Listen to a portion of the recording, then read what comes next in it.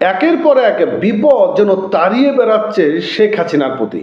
বন্ধুরা, আপনারা ইতিমধ্যে জেনে গিয়েছেন যে আইজিপি মামুন তিনি এখন রাষ্ট্রপক্ষের একটি সাক্ষী হতে যাচ্ছেন, অর্থাৎ তিনি রাজ সাক্ষী হতে যাচ্ছেন।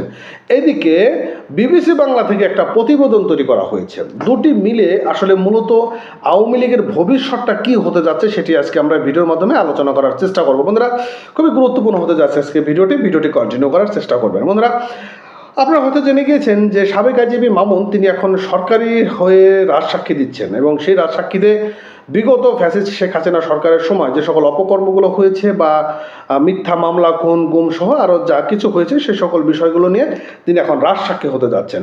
পাশাপাশি 5ই আগস্ট পর্যন্ত যে সকল ছাত্রদের উপর নির্বিচারে মারা হয়েছিল তারও একটি রাজসাক্ষীও তিনি দিতে যাচ্ছেন। কিন্তু আবার যে একটা নিউজ প্রকাশ করা হয়েছে বিবিসি বাংলা থেকে, সেটি হচ্ছে যে 5ই আগস্টে যেদিন ছাত্রদের উপর নির্বিচারে গুলি চালনা করার কথা হয় সেটি নাকি শেখ হাসিনা তার নির্দেশেই এই ছাত্রদের প্রতি গুলি চালানোর নির্দেশ করা হয়েছিল।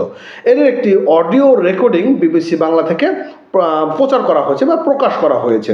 এটি নিয়ে এখন মিডিয়ার যুগ থেকে শুরু করে এখন যারা অনলাইন অ্যাক্টিভিস্ট রয়েছেন বা রাজনৈতিক বিশ্লেষক রয়েছেন তারা এটি নিয়ে বেশ আলোচনা এবং বিশ্লেষণ করছেন যে আসলে বিবিসি বাংলার যে রিপোর্টটি তৈরি করেছে আসলে এটি নিয়ে অনেকটা দ্বিধাদ্বন্দ্ব বা অনেকেই পজিটিভ নেগেটিভ নানান দিক দিয়ে তৈরি করেছেন। তো আব্দুল মামুন আসলে তিনি সাবেক আইজিপি মামুন তিনি আসলে কি দিতে যাচ্ছেন, অর্থাৎ মামুন চৌধুরী তিনি যে রাজসাক্ষী হতে যাচ্ছেন সেই রাজসাক্ষীতে তিনি কি সাক্ষ্য দিবেন চলুন আমরা যুগান্তর পত্রিকার মাধ্যমে একটু জানার চেষ্টা করি। বন্ধুরা, ছাত্র জনতার ঐতিহাসিক জুলাই গণঅভ্যুত্থানে সংঘটিত মানবতা বিরোধী অপরাধের দায়ে পলাতক সাবেক প্রধানমন্ত্রী শেখ হাসিনা সহ 3 জনের বিচার কাজ শুরু হয়েছে এবং ট্রাইব্যুনাল 1 বৃহস্পতিবার এই আদেশ দেন এবং মামলার 2 অন্যতম আসামি হলেন সাবেক রাষ্ট্রপতি আসাদুজ্জামান খান কামাল এবং সাবেক আইজিপি চৌধুরী আবদুল্লাহ আল মামুন। এবং উল্লেখযোগ্য বিষয় হলো যে আটক থাকা একমাত্র আসামি চৌধুরী আবদুল্লাহ মামুন দোষ স্বীকার করে রাজসাক্ষী এবং অ্যাপ্রুভাল করেছেন এবং এতে করে মামলার আসামিদের চিহ্নিত করা সহজ হবে এবং বিচার প্রক্রিয়া ত্বরান্বিত হবে বলে জানিয়েছেন প্রসিকিউশন। আর এদিকে ট্রাইব্যুনালের প্রসিকিউট BM সুলতান মাহমুদ এক প্রশ্নের জবাবে যুগান্তরকে বলেন যে চার্জশিটভুক্ত আসামি সাবেক আইজিপি চৌধুরী আবদুল্লাহ আল মামুন রাজসাক্ষী হওয়ার তার সাক্ষ্য এখন এই মামলার বিচারের বড় ফ্যাক্ট হবে, অর্থাৎ এই অপরাধ চিহ্নিত করা আরও সহজ হবে। এর ফলে মাস্টারমাইন্ড শেখ হাসিনা সহ জড়িতদের বিচার গতি ত্বরান্বিত হবে বলে বিষয়টি জানিয়েছেন।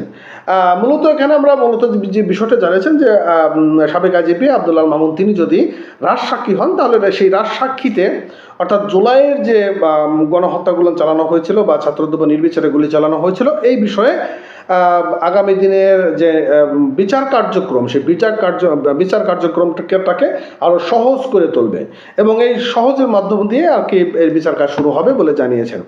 তো যাই হোক, বিবিসি বাংলার থেকে একটা রিপোর্ট যেটি প্রকাশ করা হয়েছে সেই রিপোর্টেও কিন্তু বিবিসি বাংলা থেকে বলা হয়েছে সত্যতা প্রকাশ করা হয়েছে, কিন্তু অনেক রাজনৈতিক বিশ্লেষকরাই বলছেন যে আসলে এখানে একটা অন্যরকম ব্যাপার কাজ করছে। তো যাই হোক, সেটা জানি না আমরা সত্য মিথ্যা, তবে যেটি সংবাদ আমাদের মাধ্যমে আসে সেটি আপনাদের মাঝে শেয়ার করার চেষ্টা করি। যে ভালো থাকেন, সুস্থ থাকেন, নতুন হলে চ্যানেলে সাবস্ক্রাইব করবেন। Thank you.